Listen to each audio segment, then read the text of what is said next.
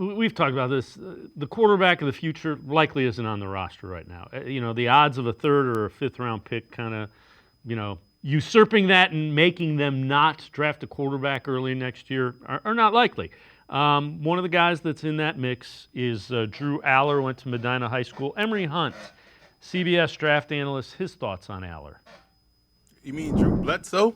Like we grew up, Ross, where a guy like Allen would have been a clear cut number one overall pick. But the game has changed a little bit, where you got to be a little bit more athletic, and Aller can move around a little bit. But his throwing motion and his arm always reminds me of Drew Bledsoe, who I was a big fan of at Washington State, and also when he was first overall with the Patriots, instantly made those guys relevant and led them to a Super Bowl in '97. So Drew Aller has skills. I think he's a pro quarterback. I know when you try to see the discussion on social media, it's always he's great or he stinks. But the truth lies somewhere in the middle. Like, yes, he has some inconsistencies that you want to see him work through.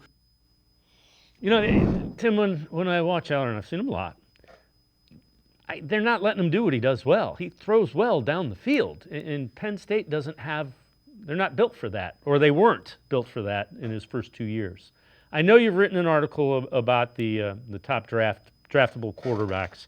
Take us through that and who you think. First start with Aller. I know you got him like at 5 or something like that. Yeah, he's number 5 for me. I know we talked about him last time I was on. He's a guy where I'm more in the middle of what Emory Hunt was talking about, where I see Drew Aller and man, oh man, I see what I want to love with Drew Aller. I mean, he is as physically gifted as you're going to find in this class. I mean, he's tall, arm talent like crazy, strong at 238 pounds. He's mobile. I think that's what we forget. I mean, even go back to his days of Medina, he proved he can run the football.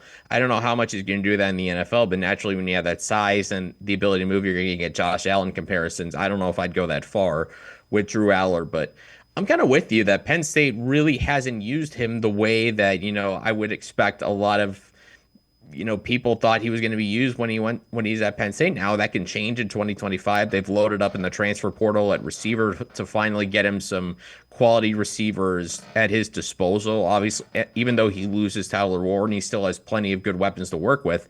What I need to see with Drew Aller, he's got to clean up his mechanics. There's too many times where those get away from him, and I think in the NFL, you're not going to get away consistently with mechanics that are inconsistent, sloppiness with how you're delivering the football, because the guys you're going up against are too good there. So number 4, I'll stay in the Big Ten, Fernando Mendoza from Indiana, Cal transfer. This is a guy who's incredible, like a much better guy than you would think, because Cal was not must-see television, has not been must-see television for a very long time. I think we can be honest about that, but they were a bowl team last year in part because of how great Mendoza was. Especially, they went into Auburn and won at Auburn. I know Auburn didn't have a great 2024, but Mendoza still really good.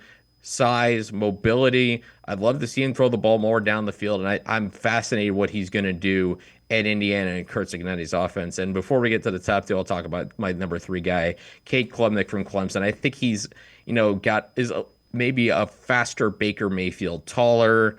Certainly, I think he's more of a runner to run versus Baker. I think it was more of a runner to throw, but you see a lot of those great those comparisons. 36 touchdowns, 6 interceptions last season. He and his team really had a bad start against Georgia at the start of the season. They did not play well in that first game, and after that, I mean, something flipped. There was a switch that flipped with Cade Klubnik. I think for me, it was as simple as he ran the football better, and he chose to run the ball more, and I think that really opened things up for him. So I think with Klubnik, he's got another loaded team to work with. What I want to see him do, just be more consistent as far as playing against pressure, diagnosing post snap, how a defense is going to look at how a defense is going to play you. But I think that's something where you can be better at that with more time. So we'll go to the next 2 guys as well, because I think for me, it's a pretty tight battle. Number 1, number 2, or go the SEC. It's Garrett Nussmeier from LSU, number 2, Lenora Sellers from South Carolina, number 1. And before I talk more about those guys, I'll just say right now, any of these 5 guys, I think, have a legitimate case by the end of January. to be QB1.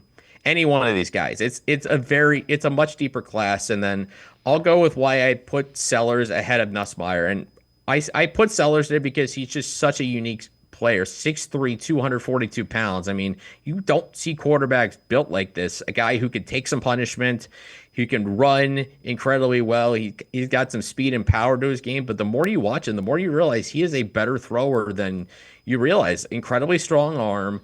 Accuracy is also very good, and he can certainly beat you from inside the pocket, not just trying to scramble from the pocket. He can stay in the pocket and make those throws. Now he's got to do it more consistently.